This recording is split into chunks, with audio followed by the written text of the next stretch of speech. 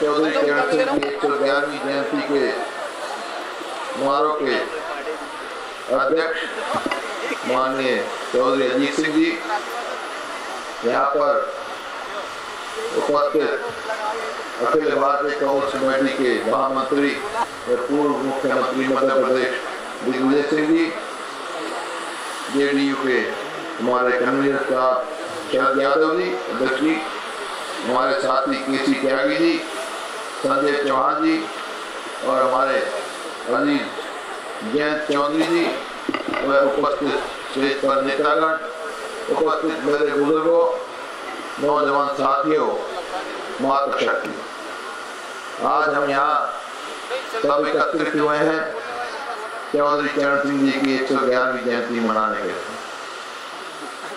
और किसी भी व्यक्ति, आम व्यक्ति की जयंतियां नहीं मनाई जाती, महान व्यक्तियों की मनाई जाती। केवल एक दिन जयंती मनाने से और उनको याद करने से कोई लाभ नहीं होता। असली लाभ जब है जब उनके दिखाए हुए रास्ते पे असली जयंती जब मनाई जाती है उनकी, जब उनके दिखाए हुए रास्ते पर हम सब चलें। चौधरी चरण सिंह का हरियाणा से आया, उनका रिश्ता हरियाणा से आप सबको मालूम, वो हमारे बटेऊ थे। उनकी धर्मपत्नी हरियाणा से, लगाव है, यमुना पार हम हैं, इधर आप हो, छोटी बेटी का रिश्ता है और व्यक्तिगत तौर पे हमारे उनसे पारिवारिक संबंध रहे। मेरे स्वर्गीय पिताजी चौधरी रणवीर सिंह और चौधरी चरण सिंह के आपस में बहुत घनिष्ठ संबंध रहे। बेशक कई दफा पहले इकट्ठे भी पार्टी में रहे, अलग अलग पार्टियों में भी रहे, लेकिन उनके रिश्तों में कभी अंतर नहीं आया। और मेरे को भी मौका मिला उनके चरणों को स्पर्श करने के लिए और सदैव अपने पूछे पिता जितनी उनकी सदा आदर मैंने उनका किया। आज मैं आया हूँ केवल एक राजनीतिक राजनेता चौधरी चरण सिंह नहीं, बल्कि एक महान स्वतंत्रता सेनानी जिन्होंने गांव में पैदा होकर अच्छी शिक्षा लेकर आजादी की लड़ाई में लड़े। वो व्यक्ति जिनको 1940 में अंग्रेजों के द्वारा शूट एट साइट का ऑर्डर किया, इतनी बहादुरी से जवानी उन्होंने आजादी की लड़ाई लड़ी। मेरे स्वर्गीय पिताजी का भी यही था, उनके भी खिलाफ अंग्रेजों ने शूट एट साइट का ऑर्डर किया।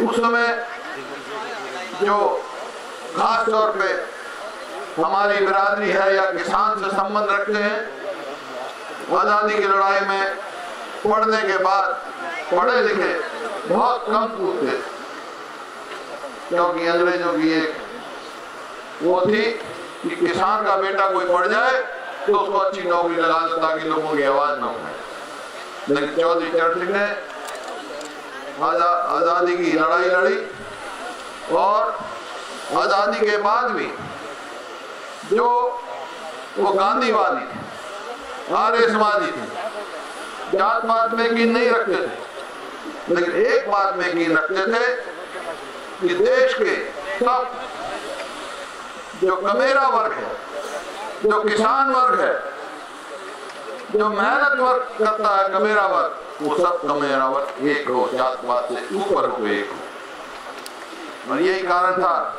जो भी बताया उन्होंने, सभी मेरे से पूर्व वक्ताओं ने, चाहे पटना गए चाहे आंध्र में गए। मेरे को याद है मैं चुनाव में आंध्र प्रदेश गया, चुनाव से पहले पार्टी की तरफ से मेरे को जिम्मेवारी लगी। मैं एक दुकान पे बैठा हुआ आंध्र प्रदेश में, कम्मा जो है वो जो बिरादरी है वहाँ कम्मा किसान बिरादरी है वहाँ आंध्र में, उसकी दुकान थी, व्यापार में भी है। मैं बैठा वैसे ही चर्चा करने लग गया। तो मैंने पूछा उनसे कि भाई कम्मा क्या होते हैं? बोला जी कम्मा तो वही होते हैं जो चौधरी चरण सिंह है वो यहीं से गए थे, किसान उनके बुजुर्ग उनके पहले पीढ़ी के यहीं से गए थे। ये एक भावना थी कि देश का किसान एक हो, जात पात से ऊपर एक हो। आज भी उसी बात की जरूरत है हमारे को, चाहे जात पात है चाहे धर्म। जब आजादी की लड़ाई लड़ी चौधरी चरण सिंह ने तो हिंदू मुसलमान सिख ईसाई सब एक होकर लड़ी। तो आज क्या कारण है? अगर उन्होंने देश को आजाद कराया, लोगों ने सपना देखा था देश मजबूत बनाना है, तो हम आपस में क्यों लड़ते हैं? आज सभी ने कहा, मैं सबसे सहमत हूं। खास तौर पे मैं किसान का बेटा हूं और एक ऐसी बिरादरी में मैंने जन्म लिया है जो जात पात पे यकीन नहीं रखती। गांव में एक वाल्मीकि का भी होगा, उससे भी चाचा ताऊ का रिश्ता रखती, उस बिरादरी से हूं मैं। आज हमारा फर्ज बनता है कि जो आपस में भाई भाई मुजफ्फरनगर लड़ रहे हैं उनको हम एक करें, नहीं तो उसकी आंच आज नहीं तो कल आप पर भी आएगी, देश पर भी आएगी, उस इलाके पर भी आएगी। उस आग को बुझाना है और बुझाने की सभी ने आपसे निवेदन किया है, आप सबको एक होकर वहां से बुझाना। अभी केसी त्यागी जी बात कर रहे थे, कितना आदर मान चौधरी चरण सिंह का था, उससे एक बात से अंदाजा लगा सकते हैं। 1978 में जो इन्होंने कहा कि 23 दिसंबर को दिल्ली में वोट क्लब में रैली की थी चौधरी चरण सिंह के जन्मदिन पे। त्यागी साहब तो शरद यादव जी तब उनके पार्टी के सदस्य थे, राजनीतिक पार्टी थी। मैं तो भाई कांग्रेस में हूं और उस समय भी कांग्रेस में था, लेकिन आप दिल्ली के नजदीक हैं, आप जो बुजुर्ग हैं उनको मालूम होगा कि हमारे इलाके से लोग बसों में नहीं ट्रैक्टरों में गए थे, ट्रैक्टर लेके गए थे और उसमें हमने पूरा योगदान दिया था, क्योंकि मैं महसूस करता था कि अगर चौधरी चरण सिंह की आवाज दबेगी तो इस देश के किसान की आवाज दबेगी, तो किसान की आवाज नहीं दबनी चाहिए। और उस समय जो ताकत थी वो किसान की आवाज दबा बात करती। अभी कहा त्यागी जी ने, भाई एक बात मैं स्पष्ट रूप से कहना चाहता हूँ, मैं आज उनकी जयंती है, कोई राजनीतिक बात नहीं कहना चाहता हूँ, ना किसी की निंदा करना चाहता हूँ, लेकिन अगर उनको सही श्रद्धांजलि है देनी है तो उन ताकतों के खिलाफ, जिन ताकतों के खिलाफ वो लड़ते रहे, उनका साथ हमको नहीं देना है। आज जात पात की लड़ाई नहीं है, ये ठीक है किसी के साथ अगर जाति हो कभी भी उसका हक मिल जाए तो खुशी होती है। जिस बिरादरी में मैं पैदा हुआ, इस बिरादरी के साथ जाति हो रही थी, भाई भाई से अलग कर रखा था, तो शरद यादव जी कह रहे थे, ठीक कह रहे थे, अहीर गुर्जर जाट राजपूती में क्या अंतर है भाई, सब किसान हैं, लेकिन हमारे को अलग रखा जाता है। मैं आभारी हूं यूपीए सरकार का, जिसमें अजीत सिंह जी भी मंत्री हैं और सोनिया गांधी जी का, प्रधानमंत्री जी का, राहुल गांधी का और पूरी कैबिनेट का, यूपीए सरकार का, जिन्होंने जिस बिरादरी से मैं हूं उसको आरक्षण देने का फैसला किया। छोटा फैसला नहीं है, भाइयों के भाइयों से भाई मिलाने का फैसला किया है। जो मुद्दा चौधरी चरण सिंह लेकर चले थे, भाइयों से भाई मिलाने का,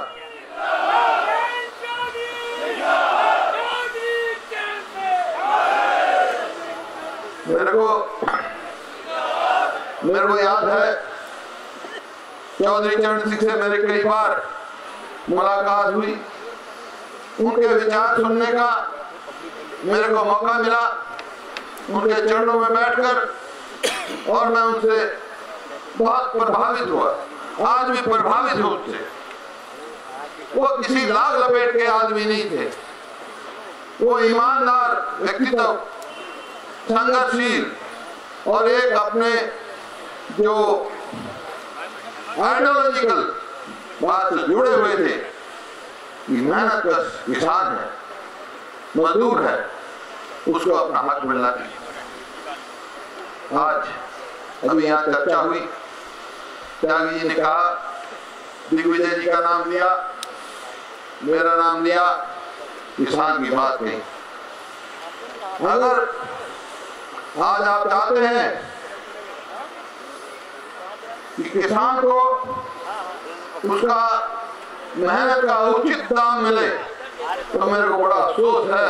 मैं अभी देख रहा था कुछ आदमी गन्ना ले खड़े थे, भाई यहाँ तो गन्ने की कीमत नहीं मिली तुम्हारे, लेकिन मैं तो हरियाणा में पूरी कीमत दे रहा हूँ।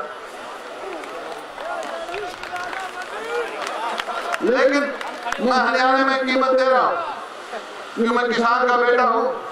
इससे समस्या का हल होने वाला नहीं, एक प्रदेश से समस्या का हल होने वाला नहीं है, एक इलाके से समस्या का हल होने वाला नहीं है किसान का। चौधरी चरण सिंह ने कभी एक इलाके की बात नहीं कही, पूरे देश के किसान की बात कही।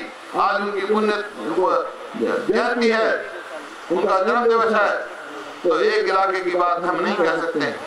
अगर किसान का आमदनी स्थायी करनी है तो चौधरी चरण अजीत सिंह जी यहाँ बैठे हैं, और भी अनेक दलों के यहाँ साथी बैठे हैं, तो उसका एक ही तरीका है, किसान एक हो। देखो, मेरे को मौका मिला, यूपीए सरकार ने दिया, प्रधानमंत्री जी ने दिया, पूरे हिंदुस्तान के मुख्यमंत्रियों की मीटिंग बुलाई और वहां एक वर्किंग ग्रुप बनाया, और वहां ये जिम्मेवारी मेरे पर थी, मेरे साथ विभिन्न प्रदेशों के मुख्यमंत्री सदस्य बनाए कि भाई किसान की आमदनी स्थायी कैसे हो सकती है, इसका सुझाव दो। बहुत सारे सुझाव दिए हमने, बहुत सारे सुझाव यूपीए सरकार ने लागू भी किए हैं। जिस तरह फसली कर्जा जो है 4% पे अब मिलता है, तो 11-12% में मिलता था। लेकिन असली समाधान एक जो हमने सिफारिश की है, वो हम सब अगर एक होकर आवाज उठाएंगे तो वो यूपीए सरकार ही लागू कर पाएगी, वो दूसरी सरकार नहीं कर पाएगी। वो आवाज है कि किसान की स्थायी आमदनी जब हो सकती है जब कोई भी किसान कोई भी फसल बोए, वो उसकी लागत जमा 50% उसको मुनाफा मिलना चाहिए, तब किसान की स्थायी आमदनी हो सकती है। सब मुनाफा लेते हैं, हम क्यों ना मुनाफा लें। और बहुत सारी सी बात है।